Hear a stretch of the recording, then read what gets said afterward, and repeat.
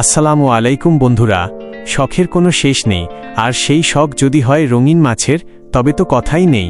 আজকে আপনাদের দেখাবো আমার বাড়ির ছোট একটি কোণে কিভাবে রঙিন মাছের একটা ছোট্ট জগৎ তৈরি করেছি। এখানে বিভিন্ন সাইজের ট্যাঙ্কে গাপ্পি, মলি সহ নানা জাতের মাছ আছে।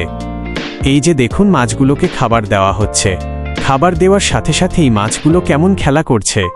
আপনারাও কিন্তু চাইলে বাড়ির ছাদে বা বারান্দায় খুব সহজেই এমন রঙিন মাছের চাষ শুরু করতে পারেন। সারাদিনের ব্যস্ততার পর প্রকৃতির মাঝে কিছুটা সময় কাটানো সত্যি অন্যরকম এক শান্তি দেয়।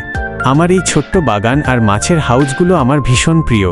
সবুজ গাছপালার মাঝে এই রঙিন মাছগুলোর খেলা করা দেখতে কার না ভালো লাগে। যখনই মন খারাপ থাকে বা একটু ক্লান্তি আসে, এখানে এসে মাছগুলোকে খাবার দিই। ওদের এই চঞ্চলতা নিমেষেই মন ভালো করে দেয়। আপনার মন ভালো করার এমন প্রিয় জায়গা কোনটি?